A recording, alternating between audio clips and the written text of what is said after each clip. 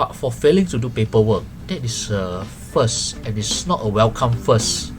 It actually tarnishes the image of Malaysia, where people like to come to live and to work and to go for holidays, especially as a decent destination in Southeast Asia where they can enjoy the perks of expatriate life, or to enjoy the perks of being a professional footballer in a player's case, especially when they are paid good salaries to train and perform as players who are of a higher caliber than the locals. Well, stuck in Malaysia for more than 6 months without a proper visa to work, and especially when a player is actually already contracted to a club, that is unfortunately very egregious. It goes to the point of ridiculous. In fact, I think outrage is more apt to put it. That was my first reaction when I first saw those posts by Korean football agent Jong Myung-ho, where he posted online on the predicament of the Korean players and head coach of Malaysian Super League club Kelantan Darul Naim, or formerly known as Kelantan United, back on Saturday when he actually posted a series of issues that they are facing.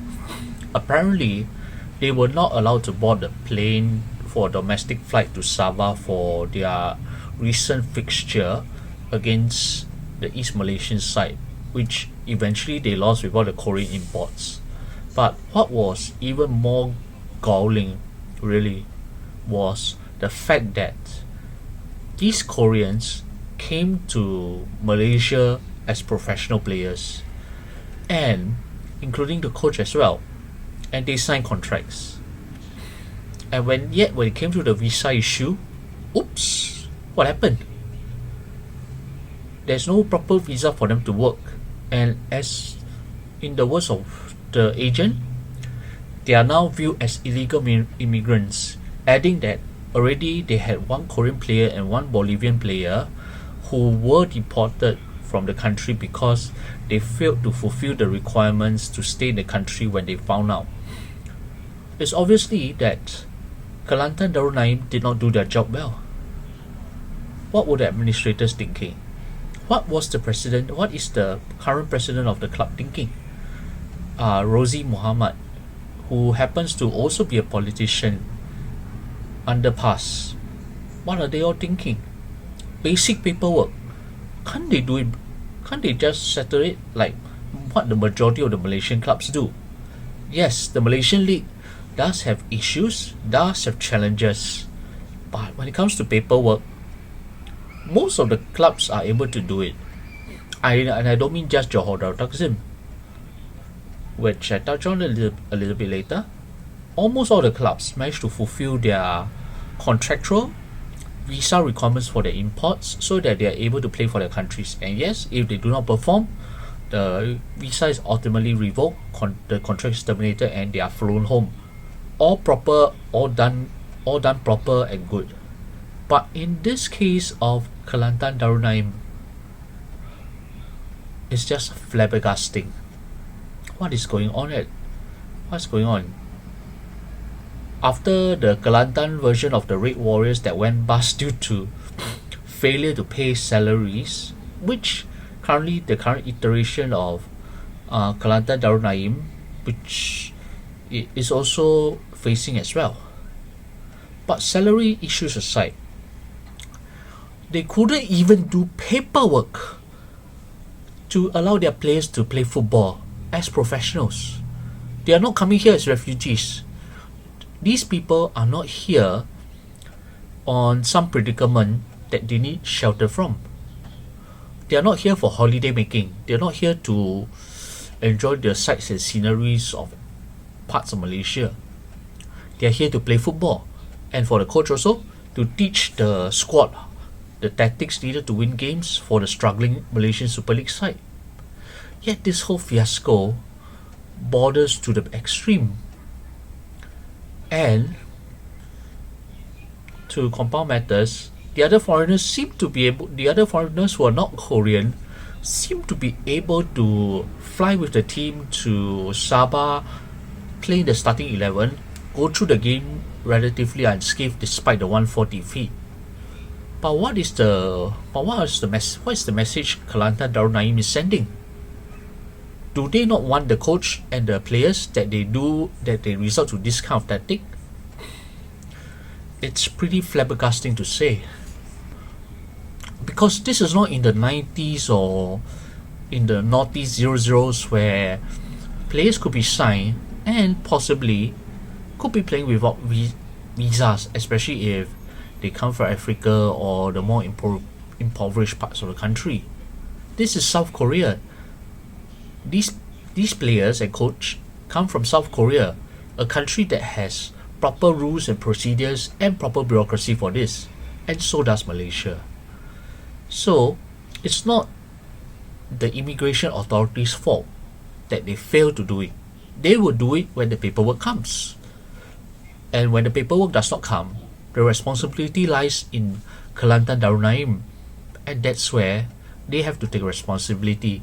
But I do think there is a little more that meets the eye in what the agent was saying, especially in the part where he claimed that in his 15 years of being agent to players in the league, they were not like he felt that the Malaysian league is the worst league that he handled, and it's not worthy for any player to come.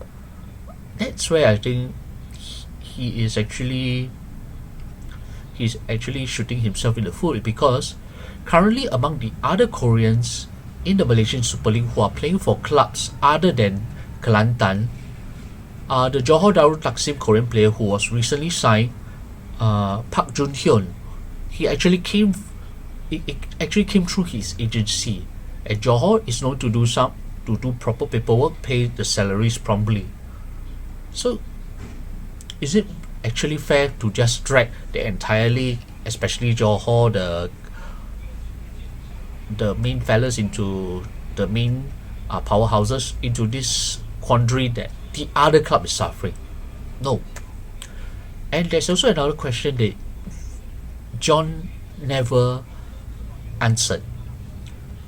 Before he went on Instagram to blast at the Malaysian league at how Kelantan Darul Naim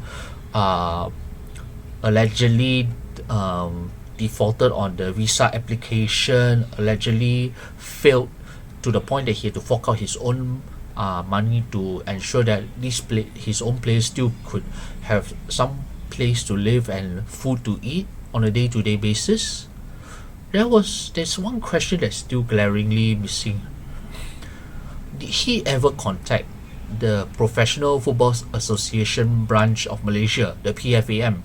This PFAM actually has been open for at least a few years already, under the leadership of Izam Ismail, and also among the committee members and full-time staff, who include former players such as Safi Salih, Zakwan Ada, who do know the predicaments that players face, partially due to perhaps their personal experiences when it come to certain issues. And certainly when it comes to Malaysian law and the belligerence of Kelantan in failing to handle the paperwork properly, I believe PFAM is also in a suitable position to advise the agent on what to do. But it appears that there's no communication made between John and PFA, and instead wanting to go straight to FIFA for final arbitration, which I think is probably a little bit, it's a step far, but it's also the last. It is usually the last resort when you can't even settle things at the local level. In Malaysia's case, now you got the PFAM. This is the second last stop where where the players' body actually do negotiations. They do try to reach out to the clubs to talk to them, advise them on the issues that they face, especially salary payments. Salary payment is a very consistent issue, but other issues as well. And I think this is where the agent actually did not reveal whether there was any contact. And that's where I think the agent is partially at fault. Of course, if everything fails, you just go to FIFA as the last resort to settle all things, where FIFA will order, and Malaysia has been brought to FIFA's dock before for such failures as well. But for failing to do paperwork, that is a first, and it's not a welcome first. It actually tarnishes the image of Malaysia, where people like to come to live and to work and to go for holidays, especially as a decent destination in Southeast Asia where they can enjoy perks of the perks of expatriate life, or to enjoy the perks of being a professional footballer in a player's case, especially when they are paid good salaries to train and perform as players who are of a higher caliber than the locals. So in this case, while I think the lack of communication between John and PFAM is regrettable, but ultimately Kelantan Darul Naim's failure and irresponsibility in dealing with this paperwork issue, I hope the Football Association of Malaysia deal with it as soon as possible, and perhaps it may even need government interference, because this involves whether this football club is even fit to be run, or to be organized, or to work on a day-to-day basis, to function as a day-to-day basis. Otherwise, when such issues, basic issues, fail to be resolved, perhaps it is better that